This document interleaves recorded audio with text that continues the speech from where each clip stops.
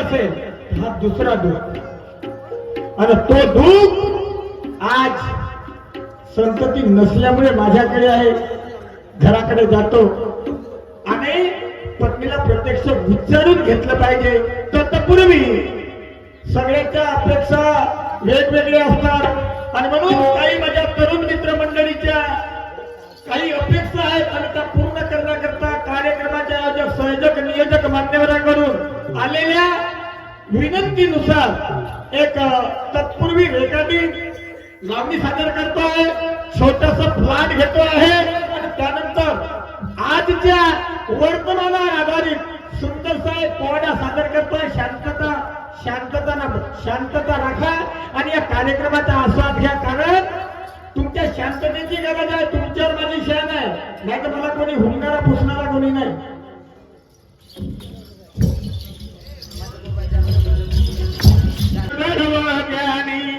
ध्यानी हो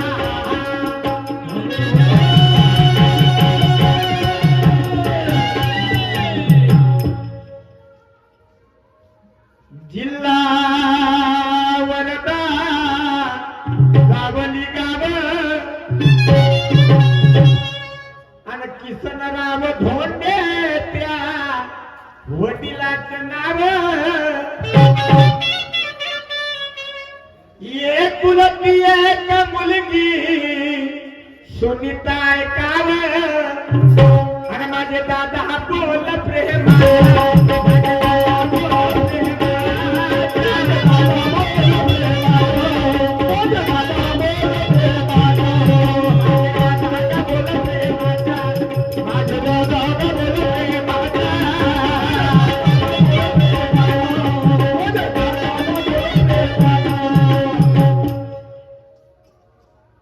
जिल्हा वर्धा सावली गाव किसनराव धोंडे त्या वडिलांचं नाव एकुलती एक मुलगी सुनीता ऐकावं आणि माझे दादा बोल प्रेमाचा माय बाप हो एक म्हातारा वडील जेव्हा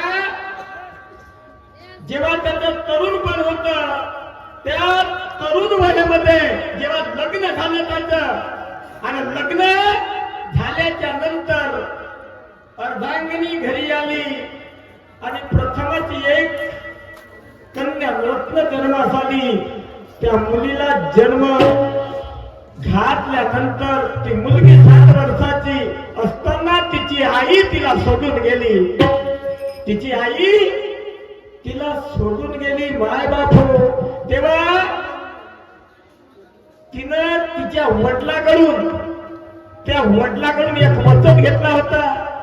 तिला वाटलं होतं की माझं काय आता लोटत आलेलं आहे, माझे दिवस पूर्ण झालेले आहेत, माझी काही शक्यता नाही. आणि म्हणून वडिलांना सांगितलं, वडिलांकडून वचन घेतलं की मी आता तुम्हाला सोडून जात आहे, या चिमुकलीला सोडून जात आहे, 7 वर्षाच्या मुलीला सोडून जात आहे. हो माझ्या गैरहजेरीमध्ये माझ्या प्रति कमी तरता त्या मुलीला होऊ नये. तुम्हीच तिची आई आणि तुम्हीच तिचे वडील म्हणून जगाल, तिचा उदरनिर्वाह कराल, तिच्याकडे दुर्लक्ष न करता तिच्याकडे परिपूर्ण लक्ष केंद्रित कराल, तिला चांगलं शिकवण शिकवाल आणि आपलं नाव उज्ज्वल कराल असं माझं मत आहे. मला वचन द्या, हो किंवा नाही. वडिलांना तिच्या आईला वचन दिलं तर तो वचन पूर्ण करण्याकरता 7 वर्षाची मुलगी असताना तिचं नाव दाखल केलं. शेवट कॉलेज पर्यंत शिकू लागली. कॉलेजचं शिक्षण झालं. मॅट्रिकच्या परीक्षा झाल्या. मुलगी 1 नंबर मध्ये आली. वडिलांना हर्ष मानेना तर वडिलांना केलं काय? माय बापू त्या वडिलांची अपेक्षा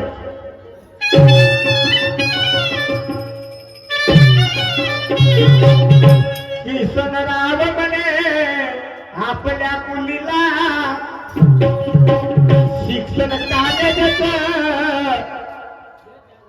शिकवू का ग तुला, एकुलती एक मुलगी तू माझ्या मनसाला आणि लई गुणवान हो या धीरे धीरे हो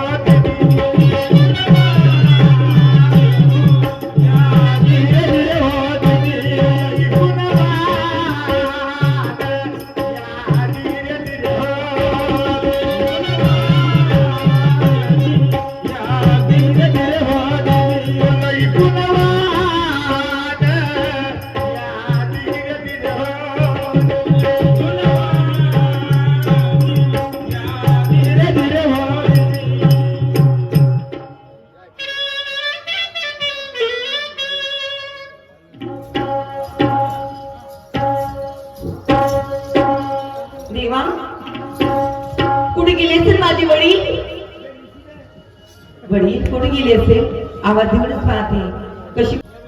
कॉलेजमध्ये तर माझं मन लागत नाही. मन लागत नाही. कॉलेजमध्ये माझं मन सुद्धा लागत नाही. पण मी माझ्या वडिलांना आवाज देऊन पाहते, त्याला सांगितलंच पाहिजे. बाबा बाबा बाबूजी हो माझी जन्म देणारे बाबूजी.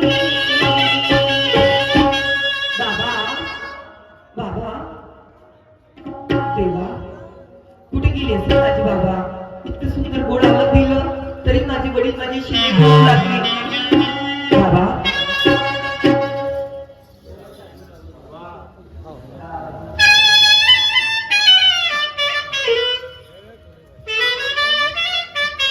बाबूजी म्हटलं माझी जन्म देणारे बाबूजी. बाबा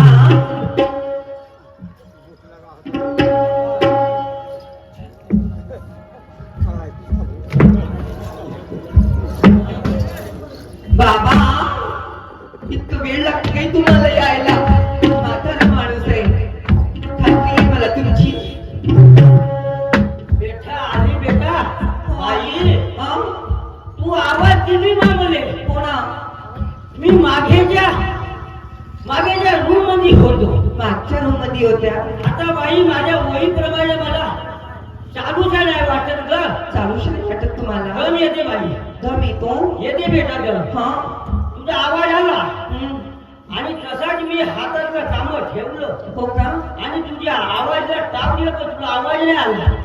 नाही आला बाबा. बेटा मी बाहेर आलो. हो का? कुठे गेली होती? बाबा मी घरीच होती पण मला कॉलेजमध्ये जायचंय. मला लई वेळ होतोय हो बाबा. जा बेटा कॉलेजमध्ये जा.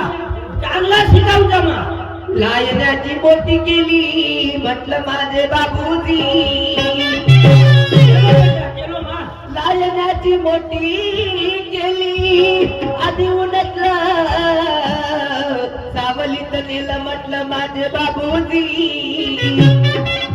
गेलो मा. बाई तुला उन्हातला सावलीत नेलो. तुले जेवू चाललं. तुला काही एक पैसा दोन पैसा मागली ते पण दिलो बेटा. बाबूजी हा माझी आई असती तर माझी आई असती बाबा तर तुम्हाला एवढी माझी फिकर नसती पडली.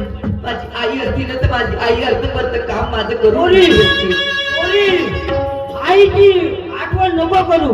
मीच तुझे आई आहे आणि मीच तुझा बाबा आहे. खरी गोष्ट आहे तुला काय लागते? बाबा. शिक्षणाला पैसे लागते हा? का काही लागते ते मला सांगायचं. बाबा मी काही करीन. किती पापी नाही तेव्हा मी 7 वर्षाची होती चिमुकलं बाळ तेव्हा माझी आई मला सोडून चालली गेली. काय देवा काय रे कोणता मी असं गुन्हा केला कोणता पाप केला? बाबा दुरी दैवाची हेल गा बाबूजी मी दुरी दैवाची. दुरी दैवाची हेल गा बाबूजी मी दुरी दैवाची.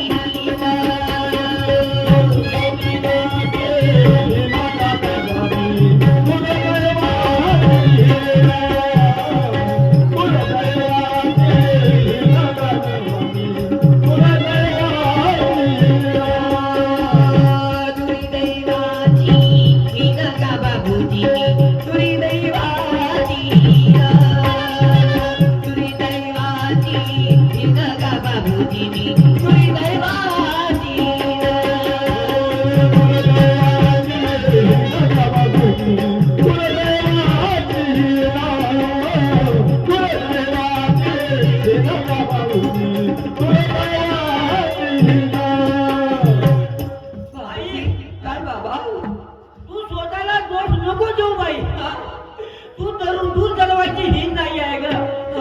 आपल्या कर्माचा कसे असेल तुझ्या आईची आयुष्य तेवढी असेल. तू का?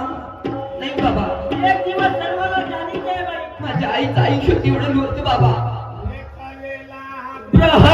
मानव बाई लेखलेला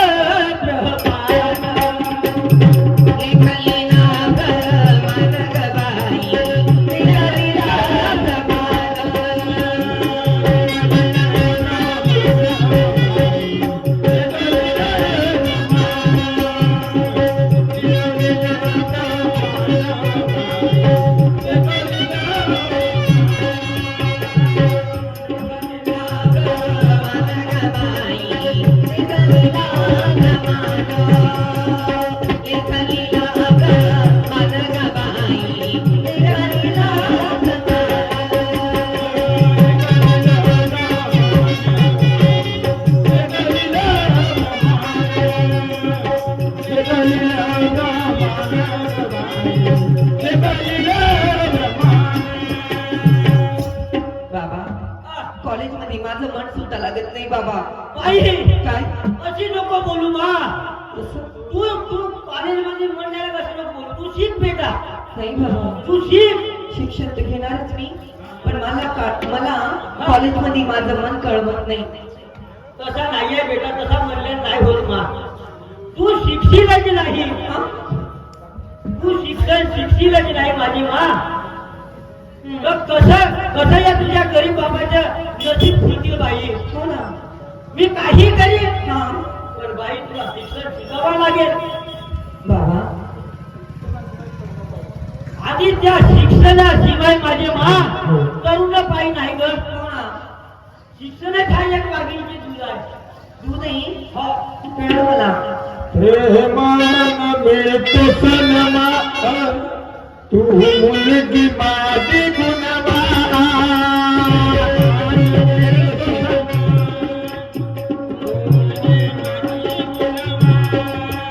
प्रेमान मिळतो सनमा, तू मुलगी माझी गुणवान.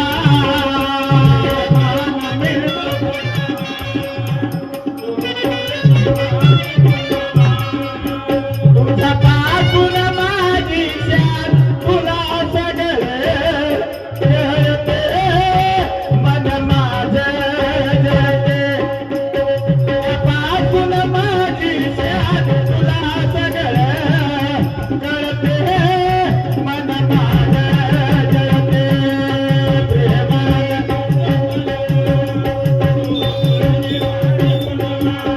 तुझ्या पासून माझी शान, तुला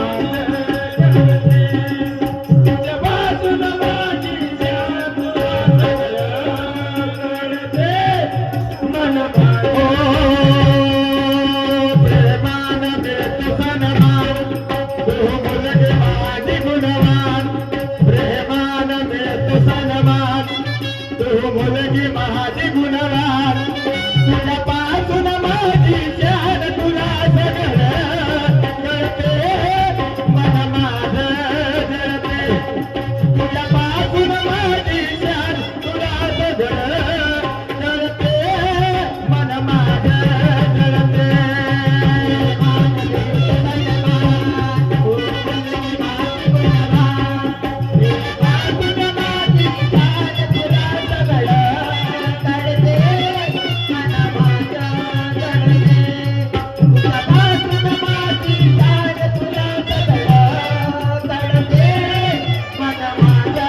जळते.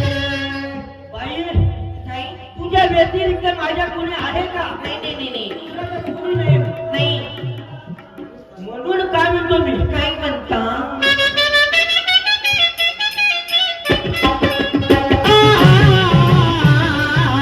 जीवनाचं उत्तरदायी नाही दुसरं कोणी होते.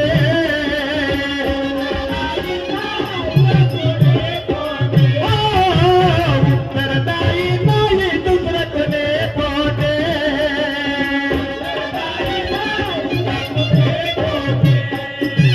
सगळं काही केलं तुझ्यासाठी.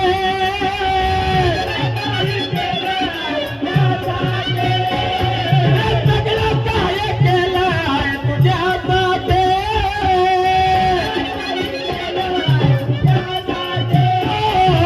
उत्तरदायी नाही दुसरं कोणी होते. इज्जत तुझ्या हाती, तुझं तुला कळते, तर माझं जळते. प्रेमानं मिळतो सन्मान, मुलगी माझी गुणवान. तुझ्या पासून माझी शान, तुला सगळं कळते, मन माझं जळते. तुझ्या पासून माझी शान, तुला सगळं कळते, मन माझं जळते.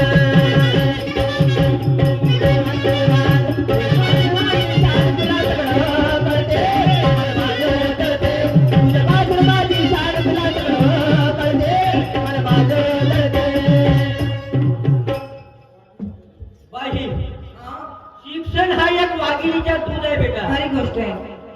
म्हणून तुला शिकावे लागेल. हा. आणि तुझ्या विना माझ्याकडे उत्तरदायी आहे का? नाही. बाबासाहेब म्हणते, मी नाही म्हणत, बाबासाहेबाचा मनवा आहे. असं काही शिका तर टिका. कान माझ्या मा. बरोबर आहे. म्हणून तू शिक्षणाकडे लक्ष दे. खरी गोष्ट आहे. तू आईची आठवण नको करू. नाही नाही नाही. तुझा बाबा आहे ना, तुला कोणत्याही गोष्टीमध्ये कमतरता नाही येऊ देणार. खरी गोष्ट आहे बाबा. अरे मी काय म्हणतो बाई, हा बाबा.